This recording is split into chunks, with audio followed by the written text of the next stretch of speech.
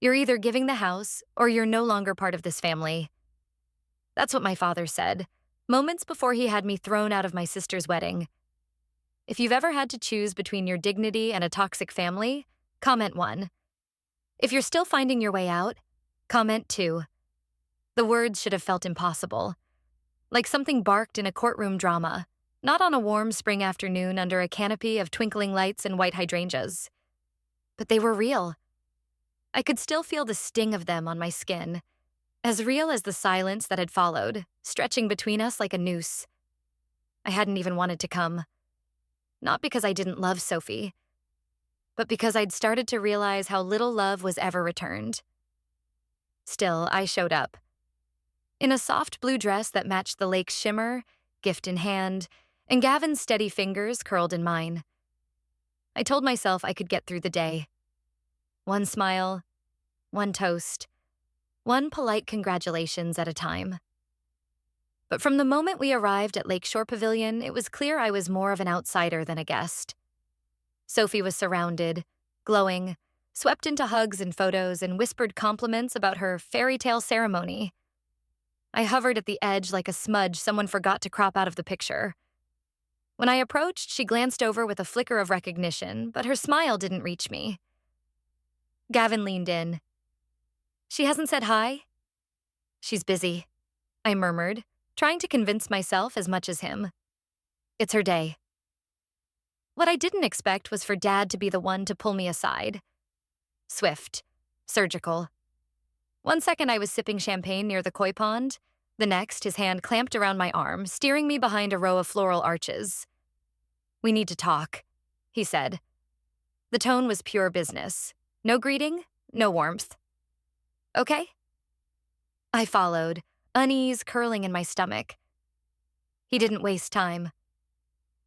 "You said you'd give Sophie the house." I blinked. "I never said that." He scoffed. "You always implied it. All those years you stayed silent while we praised her. You let her believe that was your plan." "Let her believe?" My voice rose slightly. "I bought that house, Dad. With my money. I've paid every bill, every tax, every—" "Rachel." He cut me off with a sharp breath through his nose. "You don't have kids. You don't even have a ring. Sophie is starting a family. She needs it more." I stared at him. "So you're asking me to just sign it over?" "I'm telling you," he said, stepping closer, "that today is the day to do the right thing. You have until the reception toast. After that, the moment will pass. And so will your place in this family." My heart thundered. "Is that a threat?" "It's a fact." I stepped back. "Then it's your loss." He turned red. For a heartbeat, we just stood there. Me, trying not to shake, him trying not to explode. Then he raised his voice, right there in front of the linen-draped chairs and watching servers. "Selfish. That's what you are. Always have been." Heads turned. Guests paused their small talk. "You know what, Rachel?" He went on, louder now. "You're a disgrace. After everything we've done for you." I wanted to answer. I did, but my throat had dried to dust. Gavin appeared at my side, calm as ever. "Let's step back. Now." Dad's eyes locked on his. "You stay out of this. I'm not going to watch you humiliate her in public." "It's not public. It's family," he snapped. People were whispering now. The photographer, a young woman in a black jumpsuit, stopped mid-shot. My mother approached, arms stiff at her sides. "Edward," she started. "She made her choice," he barked. "If she doesn't want to be part of this family, then she can leave." I swallowed, hard. "So that's it?" "No," he said coldly. "This is it." Then he turned to the venue manager, standing nearby with a clipboard. "Call security. I want her gone." Gavin's hand tightened around mine. "You don't have to do this." "I already did," my father said. The security guard arrived moments later, apologetic but firm. "Ma'am, we'll need to escort you off the property." I looked at my mother, pleading silently. She lowered her gaze. Sophie? She was frozen halfway down the aisle, holding her bouquet like a lifeline. She didn't speak. Not a word. My feet moved on their own. Through the perfectly staged tables, past the cake with gold leaf, past family I hadn't seen in years, none of whom stopped me. Outside, the spring breeze brushed my skin like it meant to comfort me. It didn't. Gavin opened the car door and waited until I sank into the seat. Neither of us spoke as he started the engine. Only the thrum of tires on gravel filled the air.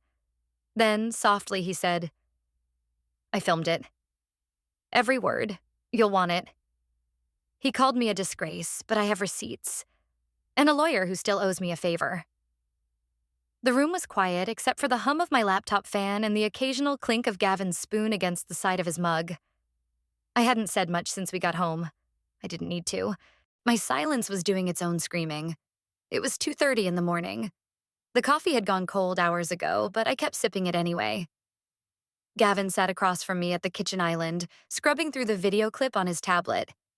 His brows furrowed when Edward's voice rose again. Loud, entitled, venomous. You promised you'd give Sophie the house. The word promised echoed in my head like a lie dressed in silk. I had never promised anything. But the way he said it, so firm, so rehearsed, you'd think I had signed it in blood. I reached across the counter and tapped pause. Rewind 15 seconds. Play from there. Gavin did as asked. We watched the moment again. My father's voice, booming. Mine, quieter, confused. Sophie in the background, frozen. My mother, looking anywhere but at me. There, I said. Timestamp it. Gavin highlighted the exact second Edward pointed at me and called me a disgrace. Done. You want to upload it somewhere? Privately, with metadata intact. He didn't question me, just clicked through folders until a secure cloud link was generated. I copied the URL and pasted it into an email draft I wasn't sure I'd ever send. Then I opened a new tab. My cursor hovered over Chloe West's contact.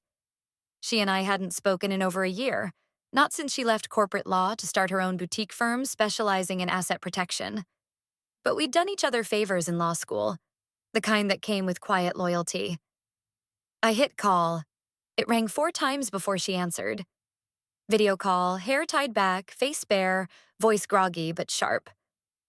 Rachel? Sorry, I wouldn't call this late if it weren't serious. She blinked at the screen, registering the shadows under my eyes, the clip playing silently in the background. What happened? My father tried to coerce me into giving away my house, at my sister's wedding, in front of 200 people. I refused. He called me a disgrace. Had security throw me out. Her eyes narrowed. Coercion, public humiliation. Is there video? I've got audio too, and it's worse than you think. I believe you. She reached for a notepad. What's the asset? 3-bedroom in North Austin. Paid off, title clean, worth about $450. And you want to protect it? Yes. Chloe nodded slowly. Fastest way? We transfer the deed to an LLC. I'll file articles of organization for you first thing in the morning. That shields the property from direct claims or family interference. I hesitated. Won't that make it look like I'm hiding something? You're not hiding. You're protecting. And legally, you're allowed to. He can scream about family all he wants, but unless your name's on a signed deed of gift, which I'm assuming it isn't, he has no claim. Gavin slid a flash drive across the table toward me. All the audio from yesterday, including him saying you owed Sophie. I took it without a word. The label read, File 010. Chloe caught sight of it. Nice. That'll go in the cease and desist. Cease and desist? She smirked. Oh, honey, I'm not just putting your house in an LLC. I'm sending your father a formal warning to shut up and back off, before this becomes public. I rubbed my temples. This is war. No, she said calmly.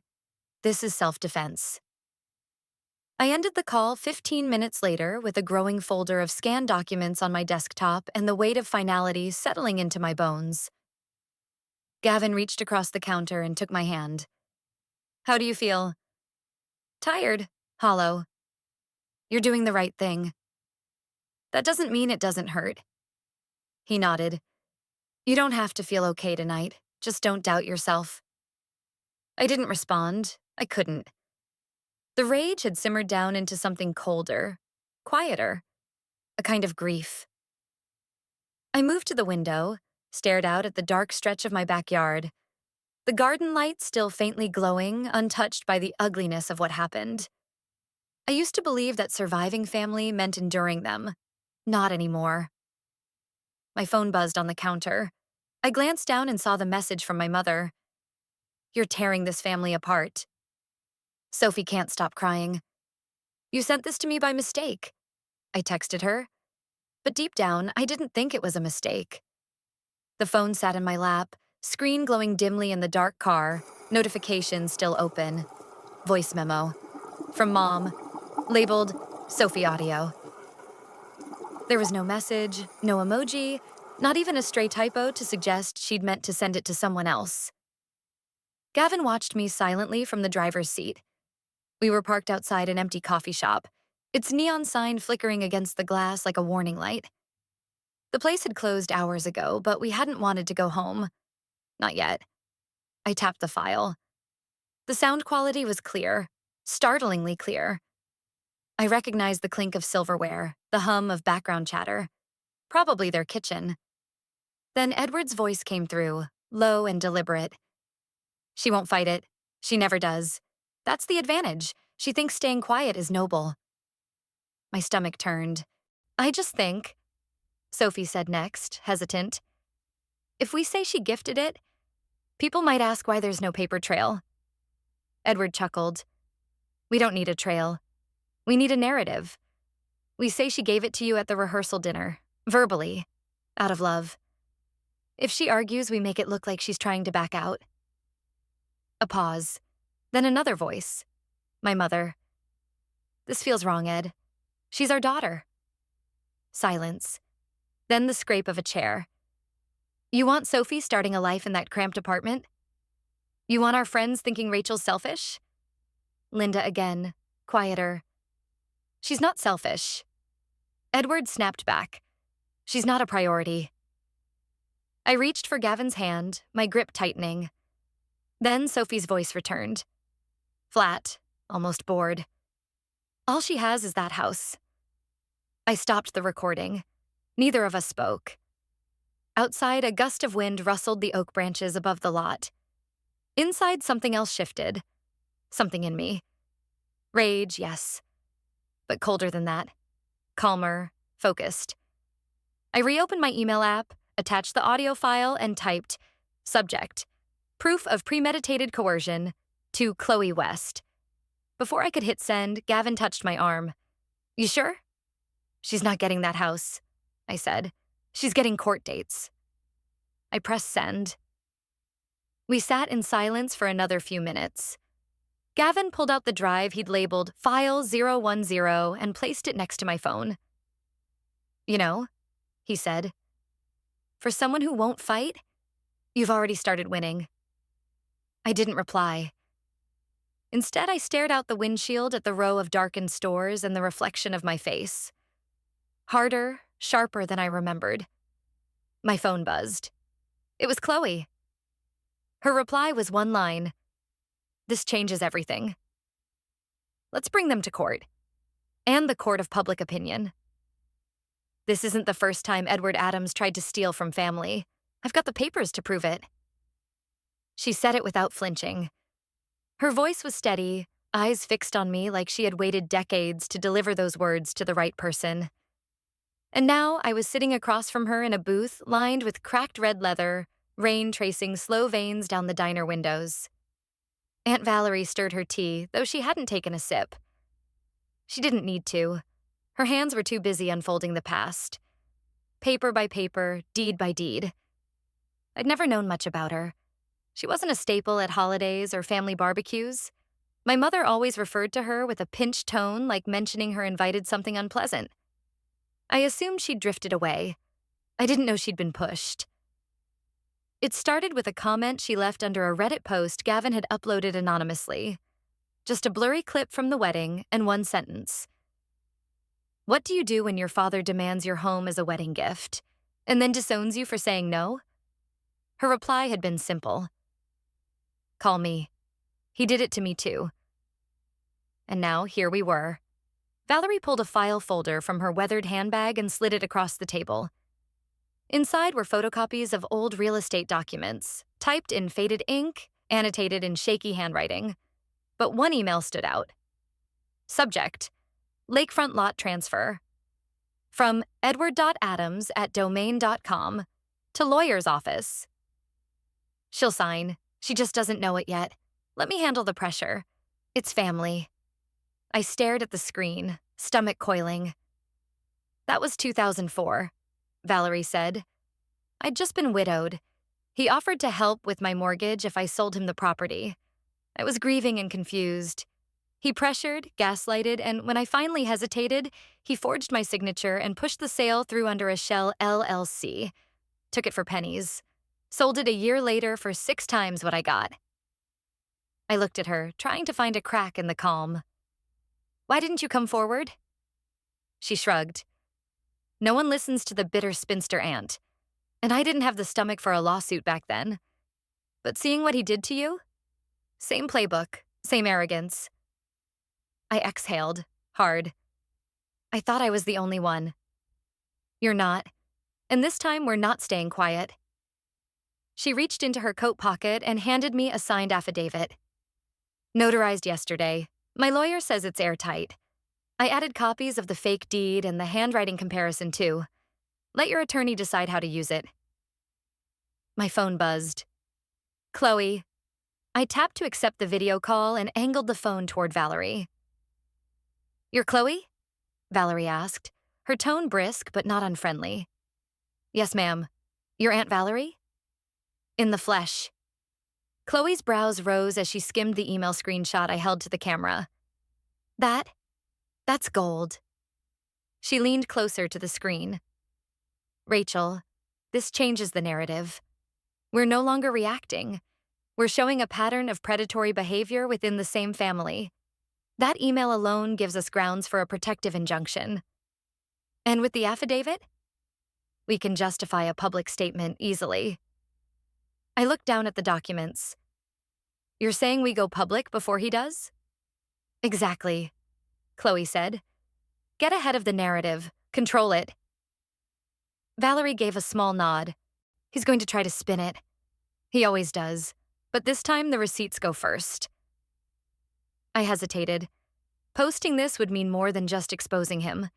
It meant declaring war. It meant giving up any hope that this could be fixed privately. It meant no coming back. Gavin's voice echoed in my mind. You've already started winning. I unlocked my phone, opened the Reddit thread Gavin had posted under, and hit Create Comment. I attached Valerie's affidavit, then the forged email, then the deed comparison, then Chloe's watermark, authorizing publication. I typed one sentence. He thought I'd stay quiet. Not this time. And I hit Post. She's mentally unstable. We've tried to help her for years. Edward, in a press conference. The sentence crackled from the hotel ballroom's mic, carried through the live stream into my living room, where I sat barefoot on the edge of the couch, remote forgotten in my lap, Gavin pacing silently behind me. I didn't flinch when he said it. I didn't scream, didn't hurl the mug in my hand, though every cell in my body burned with the temptation. Instead, I stared at the screen, watching my father, pristine in a charcoal suit, eyes glinting under the chandelier lights, lie without hesitation. He stood at a gold-trimmed podium, flanked by Sophie in a pale blue dress, eyes glistening, lips pursed in a trembling line. Rachel has a history of isolation and erratic choices. He continued smoothly, as if reading from a script. We've supported her through her struggles, but now she's turned that pain into vengeance, and that house... He exhaled sharply, as though the very word offended him. That house was meant to be a gift of love, not a weapon. Sophie stepped forward, voice barely above a whisper. She said I could have it. She told me. She wanted me to have a fresh start. Her eyes welled on cue. I didn't want things to get ugly. I could almost hear Gavin grinding his teeth. The camera panned to the crowd.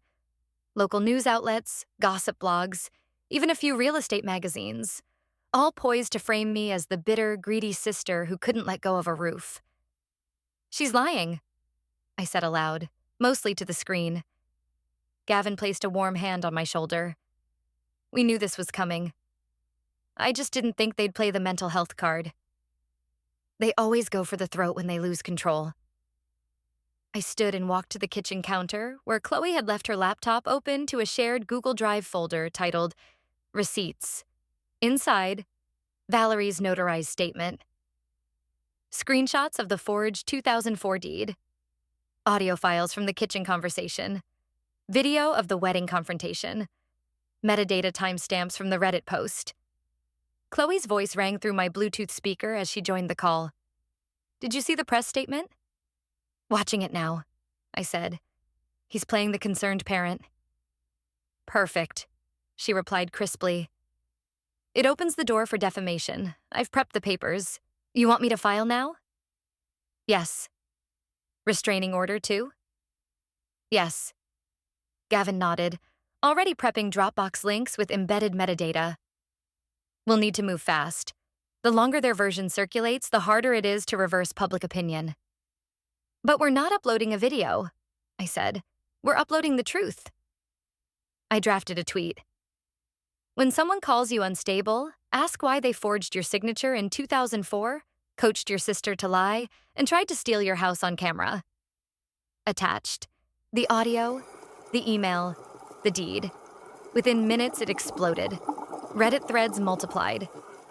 Former colleagues of Edward chimed in anonymously, hinting at a history of financial coercion. A real estate attorney posted a TikTok breaking down the forged language in the 2004 deed. Sophie's fresh start began looking like a premeditated heist. But the masterstroke came from Lauren, a friend of mine in digital media, who uploaded a split-screen edit. Left side, Edward and Sophie at the press conference, denying everything. Right side, audio of them planning it. The sync was devastating. Same phrases, same pauses. Except now, they were indicting themselves. The comments flooded in. This family deserves Netflix treatment. Rachel's receipts are cleaner than Edward's credit history. Manipulation 101, she's not unstable, she's unleashed. I let myself breathe, just once, until my phone buzzed. Blocked number. Message only. You want real justice? Look at the 2004 land transfer. Edward's signature doesn't match. You didn't just underestimate me. You taught me how to take you down. The courthouse smelled like old wood and wet paper. Rain hadn't started yet, but it hung in the air, dense and threatening, like the moment before a verdict. Cameras flanked the building, lights already glowing under the cloudy Austin sky. I walked past them without stopping, my heels steady against the concrete. Chloe on one side, Gavin just a few paces behind. Inside, the Travis County courtroom was already packed. Reporters lined the back row. A sketch artist's pen scratched across paper. On the other side of the aisle, Edward sat rigid in a navy suit that couldn't hide the tremor in his hands. Sophie looked smaller than I'd ever seen her. Shoulders hunched, eyes darting. Linda sat in the row behind them, still and silent, her purse clenched in her lap like a shield. Chloe placed our stack of evidence on the desk in front of us. Her nails tapped twice. Ready? I nodded. The judge entered. Court is now in session regarding case number 2295-A, Rachel Adams versus Edward Adams and Sophie Adams. We stood. I didn't feel afraid. I didn't feel angry. I just felt done. Chloe began with the timeline. Calm, confident. She presented the voice recordings first. The dinner conversation, Edward's coaching, Sophie's compliance. The courtroom was so quiet, the hum of the speakers felt like thunder. Then came Valerie's affidavit, the old email from 2004, and the handwriting analysis comparing Edward's signatures over the years. Chloe highlighted the forged deed, side by side with verified samples. The patterns were undeniable. Edward's attorney tried to shift the narrative. He claimed emotional duress, suggested miscommunication, even floated the word estrangement. But it didn't land. Not after the recordings. Not after the documents. Not after weeks of the public watching receipts pile up like bricks in a wall. Edward rose to speak. His voice cracked before the second sentence. He tried to point a finger at me, but the judge cut him off. "Mr. Adams, this is not a stage. You had time to provide evidence. You did not." Sophie didn't speak. She looked like she might vanish into her own chair. Linda just kept her eyes on the floor. Then came the ruling. The court finds that Ms. Rachel Adams retains full legal and equitable ownership of the residential property in question. The court orders that Edward Adams pay $50,000 in damages for attempted coercion and forged documentation. A 5-year restraining order is also granted. Sophie Adams is ordered to issue a public apology within 10 business days. Court costs are to be covered in full by the defendants. Gavel down. Done. Chloe exhaled sharply. "Justice doesn't always wear sequins," she murmured. I turned to Gavin. He was already holding out my coat.